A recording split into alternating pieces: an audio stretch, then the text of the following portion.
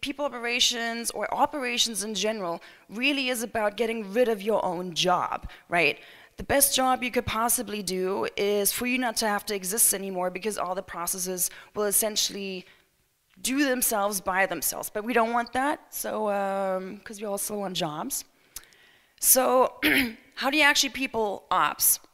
Now, I could talk to you about all the Lean Six Sigma things out there and like how you make a process as efficient as possible, but I like to keep it simple. So there's 3 things I would generally look out for. When you work on whatever process, whether it's from onboarding or offboarding employees, time off management, programs you might be working on such as feedback cycles, etc., you might want to look out for time wasted, sources of errors, and general feelings of tediousness as you're working on those processes. Whereas I would generally say the last point of feeling of tediousness is probably the best indicator. Whenever you think, oh damn, I've been working on this for so long already. It might be payroll, for example. People generally in HR hate payroll because it's very tedious. There's a lot of redundancies in that process. You might want to think about how can we do this better. And I'll show you a couple ways of how to do that in a second. Sources of error is another one. When you notice, oh, we put so much work and effort into this one process, but it keeps going wrong, you might want to think about how we can improve it so that these errors don't happen anymore. Usually they take place when you have a lot of manual work that goes into any particular process. So feeling tedious, you might want to work on that process. There's 3 main approaches I want to talk to you about today in approaching people operations. One is you can get vendors to sell you their systems. I would call it external systems. You can get engineers or people who are smart and savvy with scripts and coding to work on stuff internally. Usually those are automations, and then manual fixes. Manual fixes is actually my favorite thing to do because it's usually the simplest, the cheapest, etc. So for the other ones, you need engineers. It takes time, money, and you need people to actually maintain those systems as well. So it might be external people, vendors, etc. that might have ready-made solutions.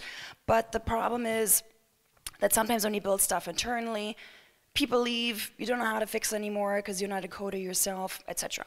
But let me talk you through 3 examples of where you can apply all 3 of these things, of stuff that I did with other people at SoundCloud and Google before.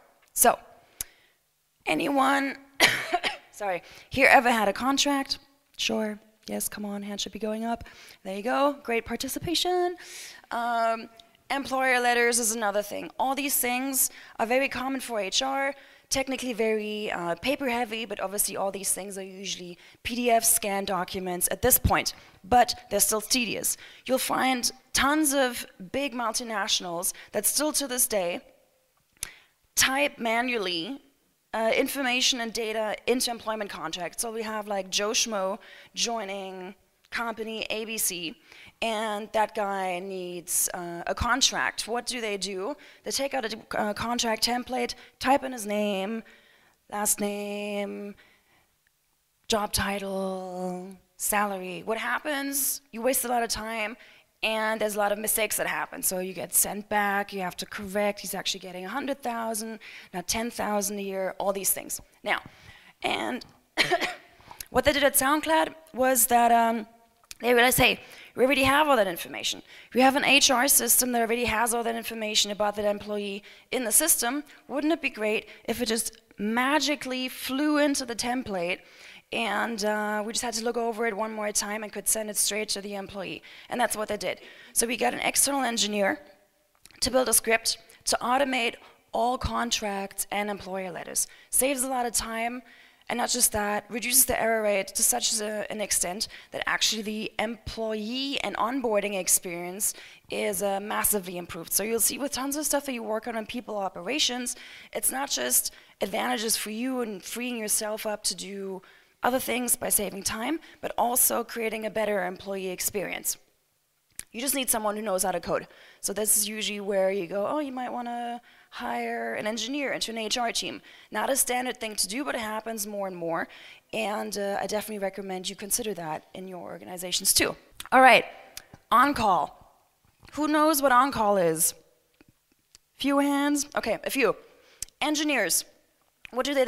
They code, they work on systems, they have to maintain the systems that they work on, which means that a lot of them oftentimes have to work outside of the regular working hours to maintain systems. They might get alerted by something like a PagerDuty system that goes, hey, alarm, something got fucked up, the system isn't working. Detrimental to the company because it can cost you a lot of money if the systems aren't working. So you have engineers on call, ready to jump on their laptops and fix the problems, the bugs that come up. This is called on call because they're ready to be called to then start working. Obviously, they need to be paid for that. Now we're in Germany. The compensation system is a little bit tricky. So there's a two-tier way of paying engineers for being on call. You have hourly rates that they get paid just for being ready to jump on their laptops and start fixing something if need be.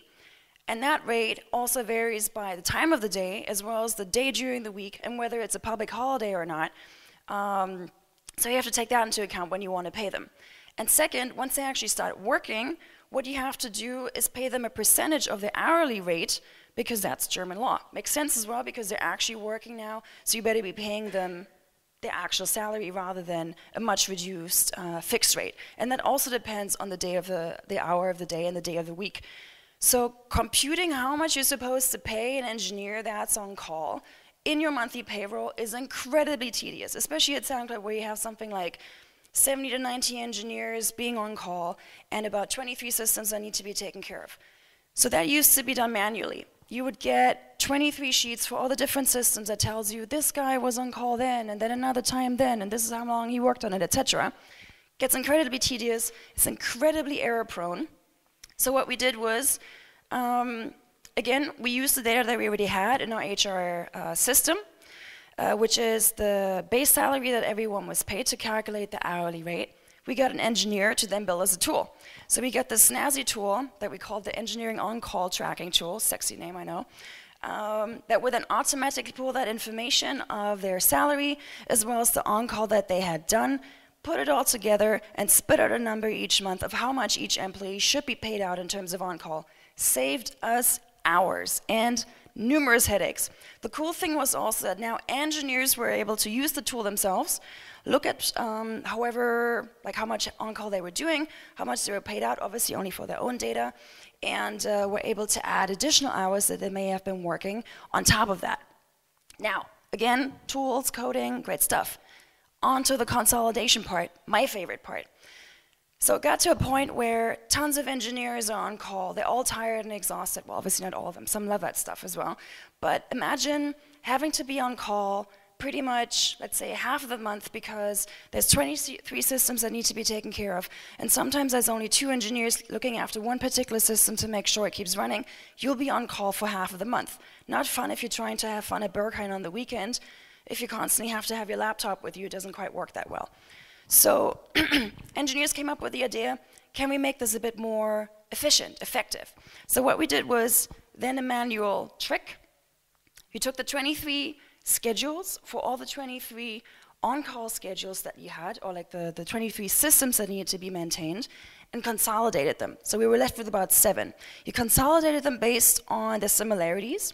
So now you would have way more engineers on one particular schedule, maintaining numerous engineering systems at the same time, which then meant that because there's more people in any one particular on-call schedule, they wouldn't have to be on call that often because the work was spread. And the cool thing on top of that was also that there was mutual learning, because now there were so many more systems in any one particular on-call schedule that they would be learning from each other. Bugs would get fixed more, people were cross-fertilizing their knowledge from the different fields of expertise, and obviously also great for the organization. Costs reduced by about 22%, so actually 300,000 US dollars were saved a year, as well as 80,000 work hours by doing that simple consolidation. So sometimes just sitting down, as well as working and listening to the engineers or like people that you're working with, can have incredible savings for an organization. The last thing I want to talk to you about is something that is applicable to more than just HR. Team backups. In HR, especially people operations, let's say you work at Google, the team in Dublin looks after the whole of EMEA, which at least back in the day was 36 countries, and you're a service organization essentially as HR, but especially in people operations. You're there to respond to people's queries, their questions, help them out whenever they have problems. You're the first point of contact. So making sure that that service is up and live and running is essential. But now what happens? People get sick, people are out on vacation, or as people within a team would say, get hit by a bus. You don't want that to happen, but who knows. So there you go, team backup system. How do you set it up? Right.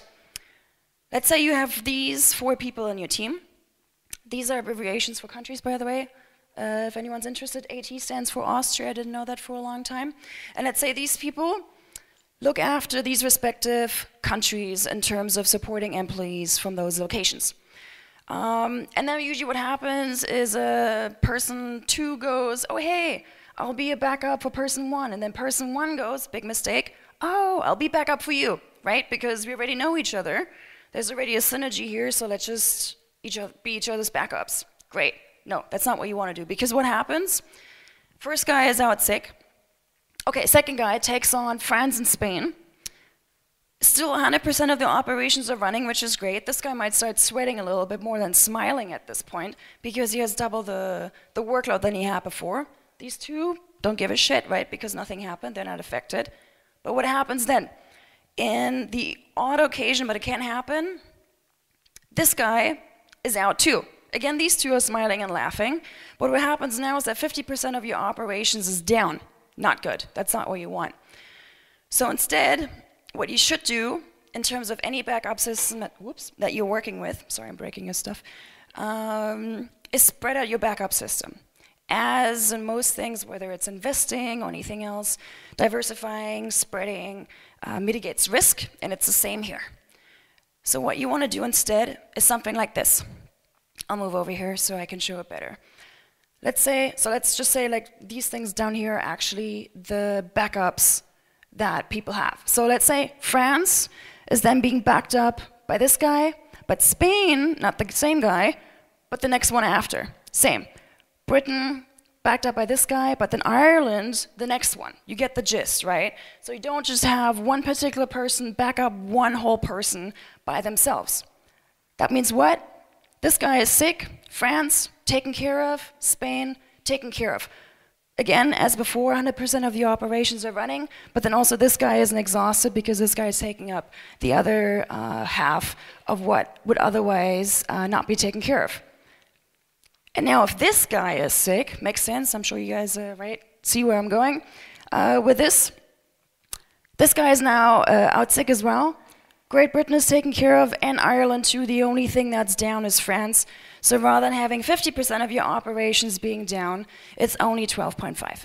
So this is an example where just with a little bit of sitting down and thinking about how you set yourself up as a team, whether it's people operations or any other team for that matter, you might want to have a backup system that's diversified, spread out, so that operations keep running. Again, you don't need systems, coding, or anything fancy for that. It really is just about thinking about it for a little bit and setting up the team for success in that particular way. There you go. That was my bit. So I told you about people operations, how we can approach it, and gave you 3 examples of how you can use vendor systems, internal tool automations, as well as manual quick fixes like this to keep it running. Now it's time for questions.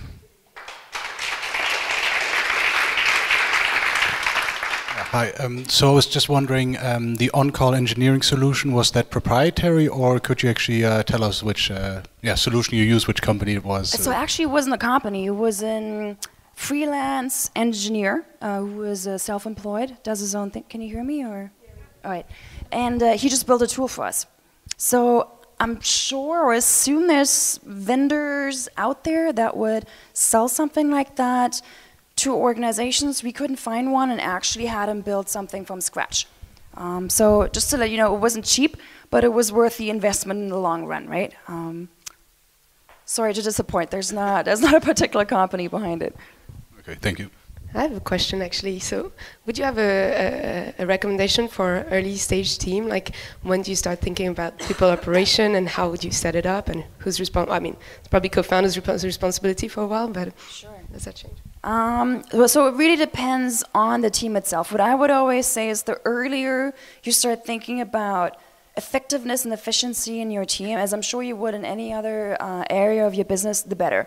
So I just talked to a startup that is not that big yet, but they're already automating so many things, which is great. Obviously, you need the funding because some of these things cost money. It'd be, you know, whether it's an engineer you want to pay or an actual vendor you have to, you know, buy their system from. These things cost money, but I think it's really more about the mindset. So as you saw in the last example, that really has nothing to do with money. It really only has to do with taking the time to sit down and really think through what you're doing and how you're doing it, rather than just running with it. And I think especially in HR, or any area that can be quite heavy in bureaucracy and admin, there is a tendency, and I'm guilty of this as well, to just keep running with however you're doing things. I mean, I would catch myself organizing my paper clips all day because, well, I find that quite relaxing as well. So sometimes, right, the tricky part with admin stuff is that it's rather easy and you catch yourself just running with it and not really thinking about improving it when there's actually the opportunity to. So yeah, I would say it really has more to do with the mindset and being critical about each aspect that you're touching upon. I mean, the on-call tool, for example, technically has nothing to do with HR if you think about it. The only way it touches HR is through payroll, but that's a very significant part. And sure, HR payroll is only responsible technically for paying people out and making sure people get paid the accurate amount, but then taking the ownership and thinking, okay, but this is actual money that the organization is spending, so taking the time to actually think that step farther down the line can then make a big difference, not just for the organization, but also yeah, for your own team and the pockets of your organization at the end of the day. Do you have an example of a problem that you haven't solved yet in your organization, or maybe something that was really tricky to solve? Sure. I'll give you the example of payroll. So at SoundCloud, with 4 locations back in the day, it would all be separate payroll processes. How you pay someone in the US is very different from Germany and the UK, and like back in the day they also had the Australia office. And trying to consolidate that and trying to find a global payroll provider was then a challenge I was taking on, and unfortunately, well, failed, if you want to call it that. So I went out with the team and researched a ton of vendors that would be able to provide a consolidated payroll system, ideally a platform that we could use for all different locations. And you wouldn't believe it, but they pretty much don't exist. Or they exist in such a way that actually after we had sent out the request for proposal, got the proposals back, compared it to our current solutions and then to each other, we came to the conclusion that the money and time invested would actually outweigh the benefits of implementing that particular vendor, even though the solution was actually quite great. And out of the solutions, we could really only find one that was a viable vendor in that space. So that's an example where you would want something that seems so simple as to pay people out, where you have all the information in your HR system to be possible, but sometimes you realize, well, no, the world is either not ready yet because we don't quite have the systems yet. Building it ourselves would be a humongous task that would take years to implement. So sometimes it's better just to stick with whatever okay process you have, and yeah, maybe until you have more funding or, you know, systems development in that way. But yeah, that's a great example of it doesn't always work out.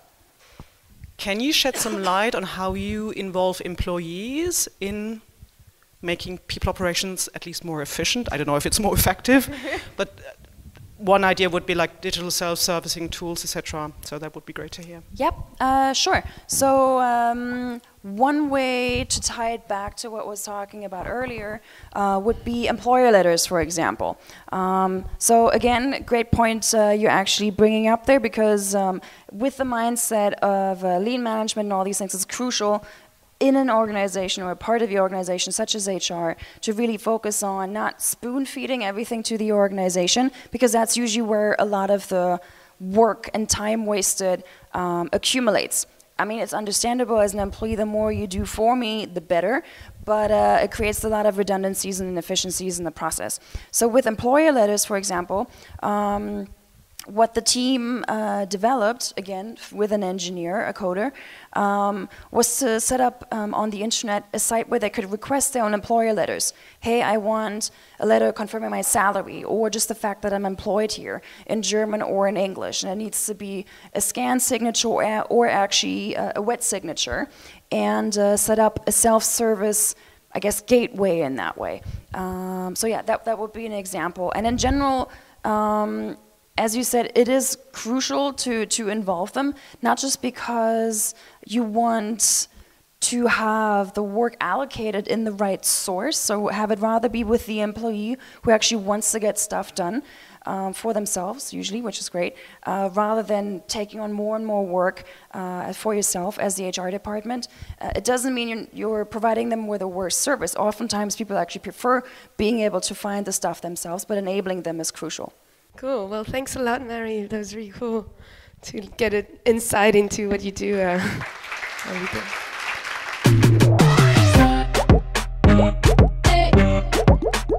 Que la famille.